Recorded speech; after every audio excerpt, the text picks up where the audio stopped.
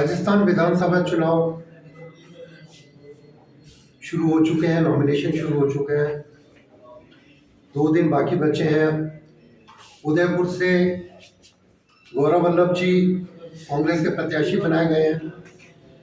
गौरव वल्लभ वैसे तो देश में एक जाना पहचाना नाम है, कांग्रेस के प्रवक्ता है, नेशनल और इंटरनेशनल मीडिया को डील कर चुके हैं।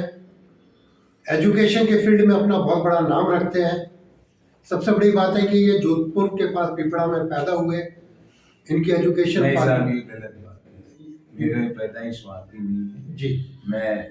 मेरा जो मैटरनल्स है वो जयपुर में है। जयपुर में मेरा प्लेस ऑफ बर्थ है। मेरी पूरी एजुकेशन स्कूलिंग केजी से लेकर कक्षा 12 तक पाली शहर में हुई थी, क्योंकि अखबार में जो छपा था उसमें पिपड़ा लिखा गया था, वो गलत है। इसीलिए तो मैं जानना चाह रहा था, इसलिए हम इनके पास आए हैं कि इनको लेकर जो शहर की जनता है बहुत ज्यादा भ्रमित है कि इनका जो बैकग्राउंड है उसके बारे में वो बहुत ज्यादा भ्रमित नहीं है जी। भ्रमित भी गलत शब्द है जी।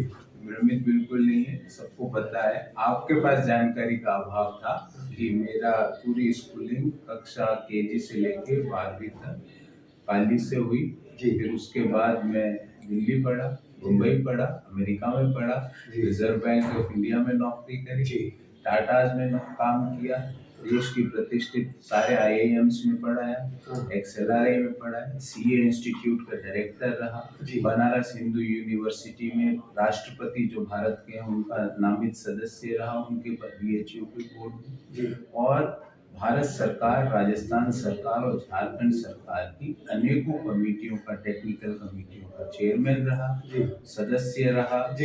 कई 200 से ज्यादा मैंने ओपैड लिखे अखबारों के लिए, इंडियन एक्सप्रेस के लिए, न्यू इंडियन एक्सप्रेस के लिए, टेलीग्राफ के लिए, भास्कर के लिए, पत्रिका के लिए। लगभग 50 मेरे शोध पेपर पब्लिश हो चुके हैं जी। लगभग 50 से ज्यादा अंतर्राष्ट्रीय कॉन्फ्रेंसेज में मेरे शोध पत्र पब्लिश हो चुके हैं। 2 पुस्तकें वित्त पे मैंने लिखी है। ये सारी जानकारी इंटरनेट पर बहुत ही सहजता से उपलब्ध है जी। सर, ये आप क्या कहना बिल्कुल सही है कि इंटरनेट पर ये सारी जानकारी उपलब्ध है, मगर जो जनता है वो इतनी अभी इंटरनेट से जुड़ी हुई नहीं है, या आम जनता जुड़ी हुई नहीं है। इसलिए मैं चाह रहा था कि आपके मुंह से जो सोशल मीडिया पे जो चल रहा है उसका क्लेरिफिकेशन हमारे मीडिया पे भी यही चल रहा है जो मैंने आपको बताया। आपके पास जानकारी गलत है। मैं गलत जानकारी इसलिए दे सक रहा हूँ आपको कि मेरे पास एक कटिंग है, उसमें कटिंग में आपका बायोडेटा छपा है, उसमें मैं क्या कह रहा हूँ, ये बायोडेटा अखबार में छपा है और मैंने उसी आधार पर ये बात की है। हो सकता है ये जानकारी मेरे को गलत है। अगले सवाल पे। अच्छा, मैं जो अब दूसरी बात आपसे जानना चाह रहा हूँ, क्योंकि आप कांग्रेस की तरफ से नामित हुए हैं। आज से 6 महीने पहले उदयपुर के जो एडवोकेट है, नामी एडवोकेट है अरुण व्यास जी, जो कि हमारे पत्रकारों के हितों के लिए काफी लंबे समय से लड़ रहे हैं, उन्होंने ये घोषणा कर दी थी कि गौरव वल्लभ अगली बार उदयपुर से प्रत्याशी होगा। तो अरुण व्यास जो कि इतने नामी, वो कैसे ये जानते थे कि गौरव वल्लभ भी प्रत्याशी होगा, जबकि यहाँ के लोकल को लेकर हो सकता है अरुण व्यास जी अच्छी जन्मकुंडली देखते हो सकता है।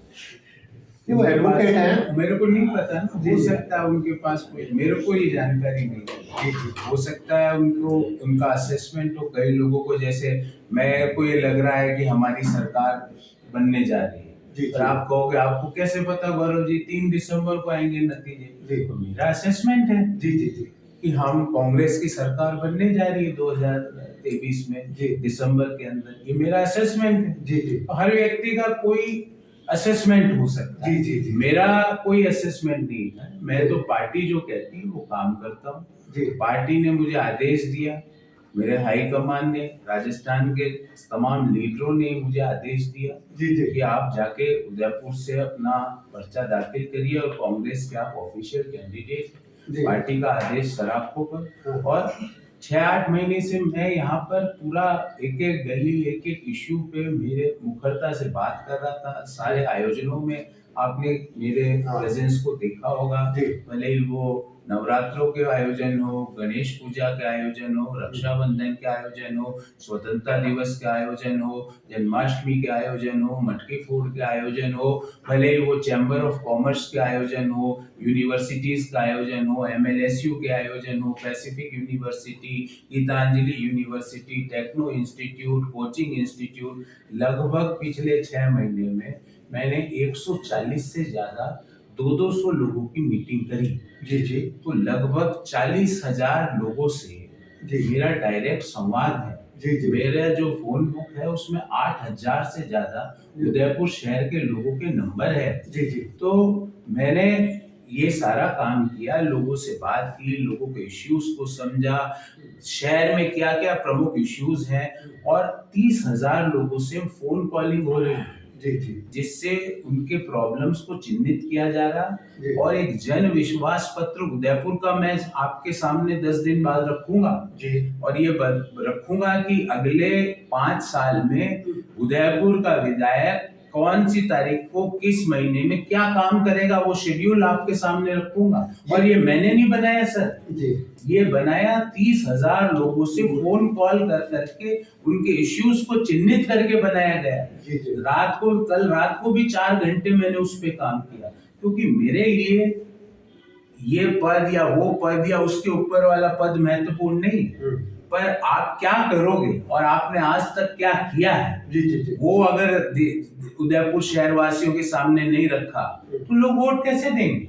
जी जी तो मैंने क्या किया है, मैंने ये किया है कि मैं शिक्षा में इंडिया का यंगेस्ट प्रोफेसर बना, 32 साल की उम्र में फुल प्रोफेसर बना, जी और अपने गुरुओं के आशीर्वाद से, माता पिता के आशीर्वाद से बना, जी भगवान के आशीर्वाद से बना। जी उसके बाद मैं कांग्रेस पार्टी ने मेरे को जो कहा, मैं पार्टी का डिसिप्लिन आदमी हूँ, और जब मैं कांग्रेस पार्टी में आया करोड़ों रुपए के पैकेज की नौकरी थी मेरी। हाँ, वो 4 करोड़ का पैकेज की बात चल रही है, जो छोड़ के 4 करोड़ का पैकेज छोड़ के आया जो मैं यहाँ काम कर रहा हूँ। जी जी तो क्योंकि मेरा विश्वास है, आइडियोलॉजिकल जी। कमिटमेंट है, जी जी और मैं क्या करूंगा, कब करूंगा, कैसे करूंगा, उसका ब्यौरा जन विश्वास पत्र उदयपुर, जी जो कि अगले 10 दिन में मैं उदयपुर शहर वासियों के सामने लेके आऊंगा, उसमें उस चीज का ब्यौरा। गौरव वल्लभ जी, आप जोधपुर, पाली, जयपुर इस तरफ के हैं, उदयपुर में आपका ससुराल है जी। ये तो सच्ची जानकारी है। उदयपुर में मेरा ससुराल है। हाँ। मेरे वाइफ की पूरी एजुकेशन यहाँ से हुई, जी जी जी उसकी इंजीनियरिंग भी यहाँ से हुई, हाँ। और मेरे एक ही बहन है, उसकी शादी भी यहीं पे हुई, और मेरे एक ही बच्ची है, एक ही उसका जन्म भी यहाँ से हुआ, और मेरे जितने भी रिश्तेदार दोस्त जो मेरे साथ पढ़ते थे उसमें से 90% भी यहीं पे है। जी जी जी तो यह कारण है कि आपको मोह वहां से यहाँ लेके आया। वो क्या, मैं तो बिना चुनाव के भी हर साल 3 महीने यही रहता था। अच्छा। पर आप राजनीतिक रूप से आप क्या, पहले मैं नौकरी करता था, प्रोफेशनल आदमी था, अपनी नौकरी के सिलसिले में या पारिवारिक कार्यक्रमों में हर साल कम से कम 15 चक्कर मेरे हर साल लगते थे। 25 साल पहले जब मैंने सीए की तो मेरे पिताजी को लगा, मैं पाली में पढ़ता था, जी जी कि उनको लगा कि मैं यहाँ पर एस्टेब्लिश हो जाऊं, तो 25 साल पहले उन्होंने मुझे एक घर और एक ऑफिस खरीद के दिया कि यहाँ आके प्रैक्टिस करना। पर ईश्वर को कुछ और मंजूर था, मैं आगे और एजुकेशन लेता रहा। उनको लगा कि सीए के बाद शायद मैं और ना पढूं, पर 25 साल से मेरा सेक्टर 3 में मकान है। फिर 15 साल पहले यहाँ पे जो साउथ एक्सटेंशन की जो स्कीम है उसमें मैंने भरा फॉर्म, तो उसके अंदर मुझे एक बड़ा एचआईजी का मकान आवंटित हुआ, आज भी मेरे पास है। तो उदयपुर से मेरा लगाव आज का नहीं है, आज आपको आज पता चल रहा है। उसका कारण ये है, आज भी पता लग रहा है, मैं बता रहा हूँ, जनता को ये लग रहा है, सुनिए तो सही, आपको मीन्स आपके जैसे कुछ और लोगों को, क्योंकि मैं पहले एक प्रोफेशनल आदमी है तो वो पॉलिटिक्स में कैसे आए, उसको तो नौकरी करनी है। अब मान लो कोई यहाँ पे नौकरी कर रहा है, कोई कंपनी में सिक्योर मीटर में आदमी नौकरी कर रहा है, वो पॉलिटिक्स में नहीं आ सकता, वो नौकरी कर रहा है। तो मैंने जम के नौकरी करी और शीर्ष पदों पर पहुंचा, बड़े बड़े बैंकों के डायरेक्ट बोर्ड में डायरेक्टर रहा, बड़े बड़ी लिस्टेड कंपनियों के बोर्ड में डायरेक्टर रहा, और उस बात का मुझे और मेरे टीचर्स को गर्व है कि हमारा बच्चा हमारा शिष्य ने ये हासिल किया, मुझे उससे ज्यादा प्रसन्नता किस बात की हो सकती। गौरव जी एक बात बताएं, आपके बारे में जो कहा जाता है कि आप माइक्रो मैनेजमेंट के बहुत अच्छे ज्ञाता हैं, और दूसरा आप बहुत अच्छे लाइजनर हैं। बड़ी बड़ी कंपनियों के आप फॉरेन में भी रहे हैं, फॉरेन में भी आपने काम किया हुआ है, दुबई, जर्मनी वगैरह जहाँ जहाँ। हो सकता है सोशल मीडिया पे गलत ये जानकारी, सही ये सही जानकारी है सोशल मीडिया पे, क्योंकि जो कुछ जानकारी हम जी जी मैं आपको जी, तो हम तो सोशल मीडिया पे जो जानकारी है वो जी। बात कर रहे हैं। 2017 में आप कांग्रेस के मीडिया पैनलिस्ट बन गए थे, ये गलत है। फिर आपको 2018 से मैं पार्टी का राष्ट्रीय प्रवक्ता हूँ। राष्ट्रीय प्रवक्ता है, ठीक है ना। प्रवक्ता होना मतलब पत्रकारों से आपका बहुत डे टू डे, बिल्कुल डे टू डे रहता है। बिल्कुल। और आप दिन में 100 बार मैं नेशनल और इंटरनेशनल जर्नलिस्ट से मिलते हूँ। और आप कह रहे हैं कि लगातार मैं उदयपुर भी आता रहा हूँ जी। 3-3 महीने से, पर हम लोगों से कभी आपकी मुलाकात देखिए मेरा इसलिए थोड़ी सी हमारी जानकारी कम है। मेरा क्या एक सिस्टम है। जी सर। मैं जब पारिवारिक कार्यक्रमों में जाता हूँ तो वहाँ पॉलिटिकल एंगेजमेंट नहीं रखता, और जहाँ पॉलिटिकल एंगेजमेंट पे जाता हूँ वहाँ दोस्तों और परिवार के लोगों को। आपने कभी मेरी परिवार में मेरी पत्नी की फोटो देखी कोई प्लेटफॉर्म? आज तक भी नहीं जानते मेरे बेटी की, क्योंकि उनका अलग है। हाँ। तो मैं आपको लगा कि उनको मैं पॉलिटिक्स में लेके आऊं, उनका अपना करियर है, वो एक रिनाउंड प्रोफेसर है मेरी पत्नी। जी जी। तो मैं उसको, वो अपने ही करियर को आगे बढ़ा रही है। जी जी। मेरी तो उससे मैं अब मान लो मैं यहाँ पे मतलब जैसे एक एग्जांपल दूं कि मेरे बिटिया के जन्मदिन का मैंने बोरा गणेश में प्रसादित करी, तो अब आपको नहीं पता चला क्योंकि हो सकता है मैंने सिर्फ कुछ मेरे जो वेल विशर्स, फ्रेंड्स, रिलेटिव्स उन्हीं को बुलाया, और मैं बहुत प्राइवेट आदमी हूँ, मैं ज्यादा चीजें मिक्स नहीं करता। आज आपके सामने हूँ तो मेरे परिवार का कोई आदमी नहीं है। जी जी जी। आप ही हो, पार्टी के मेरे वर्कर्स हैं, पार्टी के लीडर्स यहाँ पर बैठे हैं। अच्छा, आपने एक वर्ड यूज किया, मैं बहुत प्राइवेट आदमी हूँ, मगर जननेता प्राइवेट आदमी नहीं है। आप फिर गलत समझ गए जी। Private means I don't mix my personal life for the political gains. जी जी। पर्सनल, बस ये इसका मतलब यही है। अच्छा, उसके आगे आप इंटरप्रेट मत करिए। अच्छा ठीक है। आप तो कि लंबे समय से उदयपुर में घूम रहे हैं, तो उदयपुर की मूल समस्याओं को तो आपने देखा होगा। 5 ऐसी मूल समस्याएं जो आपके सामने आई है। 5 क्या, मैं 500 बता सकता हूँ। मेरे 5 के ऊपर हम बात कर लेते हैं, 5 जो बहुत लंबे समय से पेंडिंग देखिए, उदयपुर के 2 आधार हैं जी शहर के, जी, जिस 2 आधारों पर उदयपुर की पूरी इकोनॉमी चलती है जी, टूरिज्म इंडस्ट्री और माइनिंग इंडस्ट्री। हमने पिछले 20 साल से जी जिस तरह से धोखा हुआ उदयपुर के शहर वासियों के साथ, हम सब के साथ, हमको बोला गया टूरिज्म में ये करेंगे। आज हालात ये है कि 6 लाख की आबादी वाले शहर की जो टूरिस्ट फुटफॉल है वो मात्र 1,94,000 है प्रति माह, और वेनिस जिससे हमको तुलना की जाती है वो 2.5 लाख की आबादी पे 4,96,000 टूरिस्ट फुटफॉल है। तो टूरिज्म इंडस्ट्री को खत्म किया गया। हमारे पास प्रकृति ने इतना वरदान दिया, heritage tourism, adventurous tourism, devotional tourism, medical tourism. हमारी क्या नीति? हमारे जो जनप्रतिनिधि थे उनको बीच सड़क के चौराहे पर टॉयलेट बनाने के ऊपर उनकी फुर्सत ही नहीं हुई। उन्होंने बार बार आयड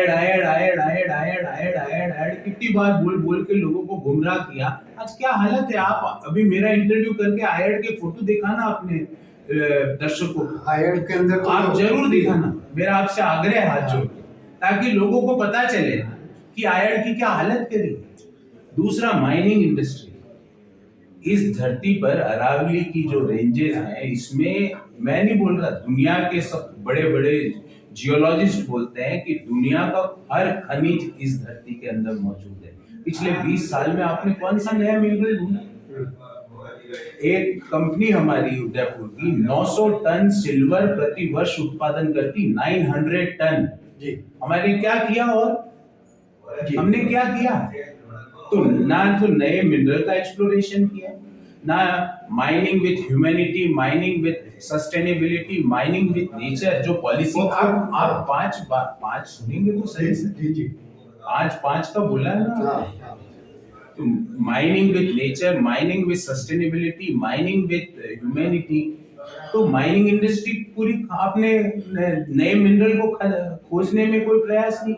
जी तो पहला तो है टूरिज्म, उसके ऊपर ठोस प्लान है, वो मैं आपके सामने रखूंगा 10 दिन बाद जन विश्वास पत्र में। दूसरा है टूरिज्म, दूसरा है माइनिंग, उसको क्या नए मिनरल एक्सप्लोरेशन। तीसरा इंफ्रास्ट्रक्चर। आपको जान के ताज्जुब होगा, इतना बड़ा वर्ल्ड क्लास शहर है हमारा, जी दुनिया में सबसे खूबसूरत शहर माना जाता, मैं नहीं, दुनिया की हर एजेंसी बोलती है। और स्वच्छता में हमारी रैंकिंग 122वीं। जी शर्म नहीं आती यहाँ पर जो लोग जो जनप्रतिनिधि बने हुए उनको, वो अपनी शक्ल आईने में कैसे देख सकते हैं कि दुनिया के सबसे सुंदर शहर की 122वीं रैंकिंग। मात्र 3 फ्लाईओवर है पूरे शहर में, और एक फ्लाईओवर ने Guinness book of world record बनाया सबसे धीमी गति से काम होने का। आपका इंफ्रास्ट्रक्चर आपने क्रिएट नहीं किया। दुनिया के सबसे खूबसूरत शहर में इंफ्रास्ट्रक्चर नहीं, तो तीसरा इंफ्रास्ट्रक्चर। चौथा, आज हालात ये है कि हम जहाँ सुखाड़िया सर्किल पे बैठ के ये बात कर रहे हैं, अभी शाम को हमको यहाँ से लेकर अगर हिरनमगरी जाना है तो आधा से पौन घंटा लगता है। ये ट्रैफिक की व्यवस्था है और जनप्रतिनिधि घूम रहे हैं। तो चौथा है ट्रैफिक मैनेजमेंट। एक पार्किंग मल्टी स्टोरी पार्किंग बनाई। आप अभी अपना कैमरा वहां पहले आयड दिखाना, फिर उस मल्टी स्टोरी पार्किंग को दिखाना। वहां पिछले 6 महीने में मैंने 2 ही गाड़ी देखी, तीसरी गाड़ी दिखाई तो उसकी न्यूज बनाओ। वो किसने बनाई और क्यों बनाई और किसके कहने से बनी वो पार्किंग। तो तीसरा ट्रैफिक मैनेजमेंट, चौथा ट्रैफिक मैनेजमेंट, और पांचवा उदयपुर के युवाओं को रोजगार चाहिए। रोजगार के लिए आपके पास क्या पॉलिसी? तो ये 5 इश्यूज। अब जैसे आप कह रहे हैं कि मिनरल्स के बारे में इन सब 5 समस्याओं के लिए जिम्मेदार किसको मानते हैं, बीजेपी या कांग्रेस?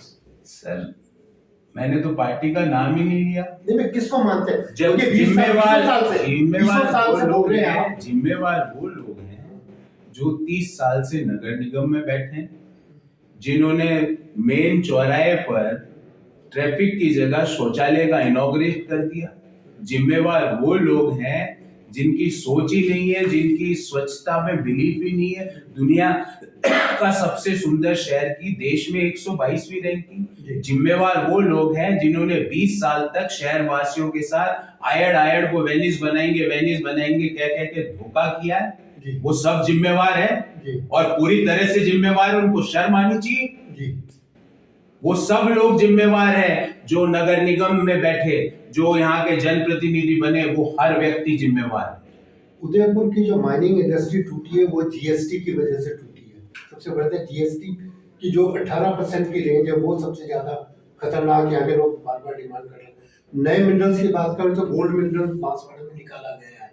उदयपुर की जो मेन समस्या है हाई कोर्ट बेंच को लेकर के, उसके लिए लोग बहुत समय से प्रयास कर रहे हैं। एक पे बात करते हैं सर, इतनी आप बोलोगे तो फिर मैं जीएसटी पे बोलूंगा, गोल्ड पे बोलूंगा और हाई कोर्ट बेंच पे बोलूंगा। जी, जीएसटी किसके हाथ में है? वो तो सेंट्रल गवर्नमेंट अब लाई है। उससे पहले जो था, उससे पहले तो जीएसटी थी नहीं। हाँ, पेट था उससे पहले तो जीएसटी थी। पर ये वेट और जीएसटी दोनों ने बात की है। पर वेट की रेट और जीएसटी की रेट है। वेट 18% नहीं था सर। जी, कितना था? वेट बहुत कम था, 18 से बहुत कम था, मतलब आधे के आसपास। अच्छा, तो ये 18% जो जीएसटी लगी है, यहाँ के जनप्रतिनिधि, यहाँ से तो सांसद भी एक अमुक पार्टी के हैं जिनकी सत्ता है जी, उन सांसद ने कभी जीएसटी के बारे में प्रश्न पूछा? जी, मुझे बताइए, आपने कभी उनसे पूछा? ये बात तो इंडस्ट्री उठा के रही है। मेरी बात तो सुनिए सर, आपने कभी उन सांसद से पूछा कि सांसद महोदय आपने जीएसटी का कितने प्रश्न पूछे? एक भी प्रश्न नहीं पूछा, मुझे पता है। जी जी। तो ना तो आपने वहां आवाज उठाई जी, क्योंकि जीएसटी काउंसिल तो केंद्र सरकार के अधीन है।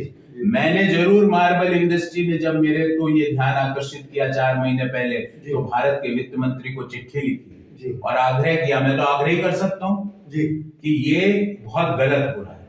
जी। दूसरी बात आपने हाई कोर्ट बेंच की। भारत के विधि मंत्री वर्तमान के बोल देते हैं हम ये कर देंगे और आज तक पेपर नहीं आया।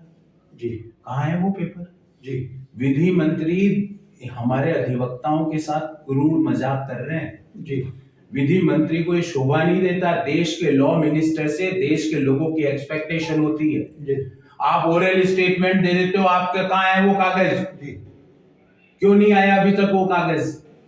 जब विधि मंत्री के अधीन था तो इतने दिनों से वो काम क्यों नहीं हुआ?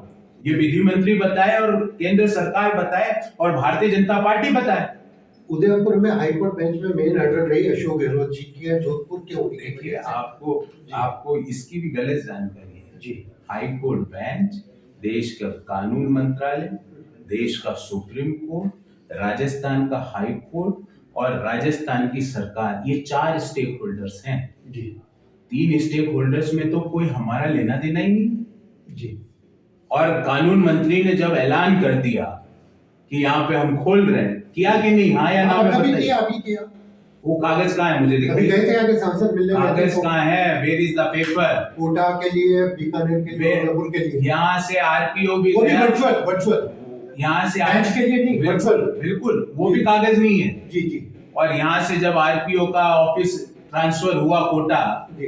कौन सा मेरे अलावा किस जनप्रतिनिधि ने आवाज उठाई? मैं आपको पूछता हूँ, ये बात तो सही है। मेरे अलावा किसने चिट्ठी लिखी भारत के प्रधानमंत्री को कि रीजनल पासपोर्ट ऑफिस का कार्यालय यहाँ से नहीं जाना चाहिए? जी। हम कोई शहर के विरोधी नहीं है जी।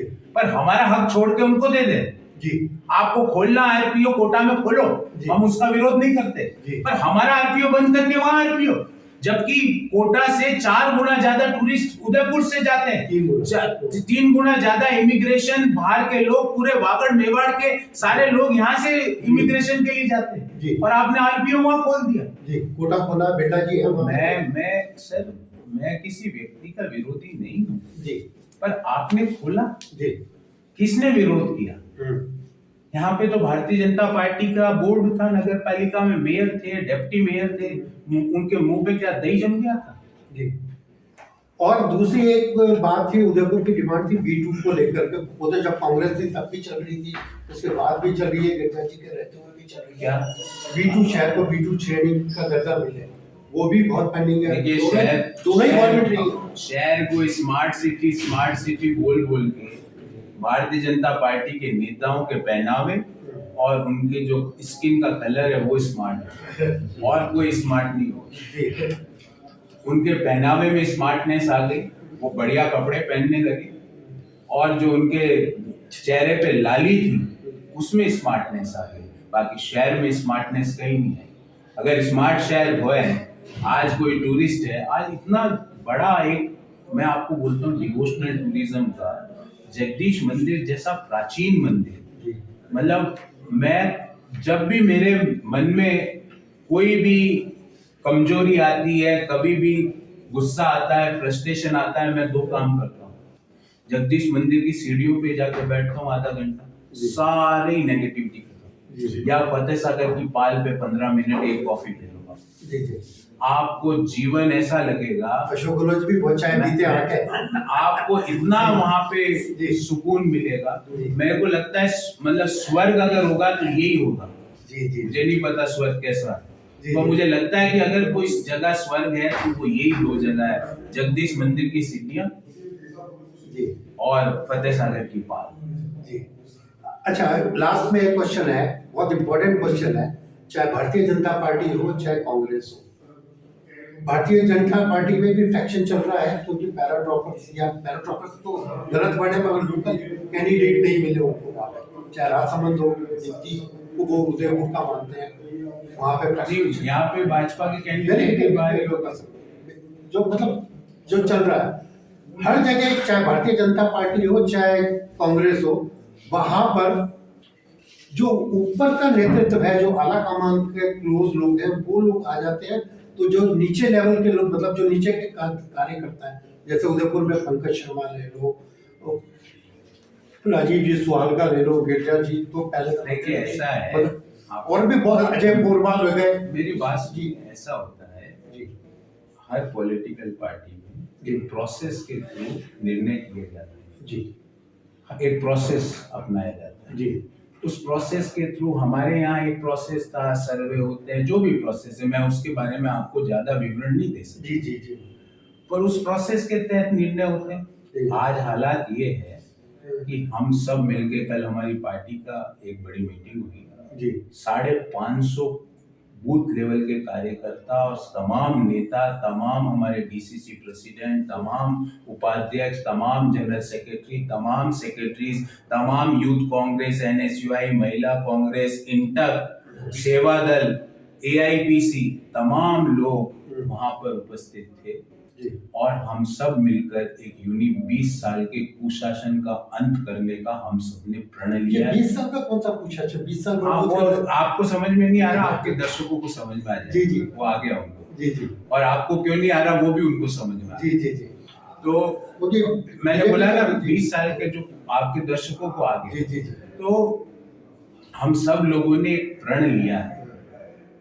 प्रण ये लिया है कि दुनिया के सबसे सुंदर शहर में दुनिया में सबसे ज्यादा टूरिस्ट फुटफॉल कराने का प्रण।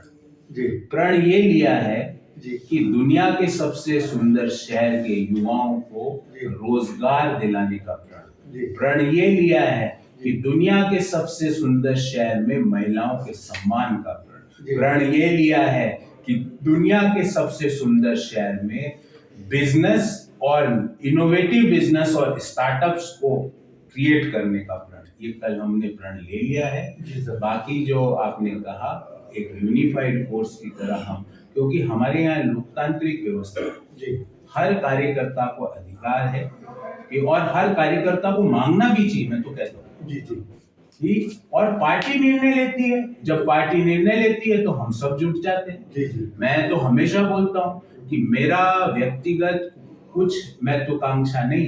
जी पार्टी अगर मुझे कहे कि ये करना है तो मैं उस पे लग जाऊं। पार्टी कहे वो करना है तो मैं उस पे लग जाऊं। जी जी मैं पार्टी का डिसिप्लिन आदमी। जी जी ये है गौरव वल्लभ जी, जो उदयपुर से एक शिक्षित कैंडिडेट के रूप में उतरे हुए हैं, माइक्रो मैनेजमेंट के एक्सपर्ट हैं, एजुकेशन के फील्ड में अपनी अलग पहचान रखते हैं, ऊपर के लेवल पे कांग्रेस के आला कमान तक आपकी बहुत अधिक पहुंच है।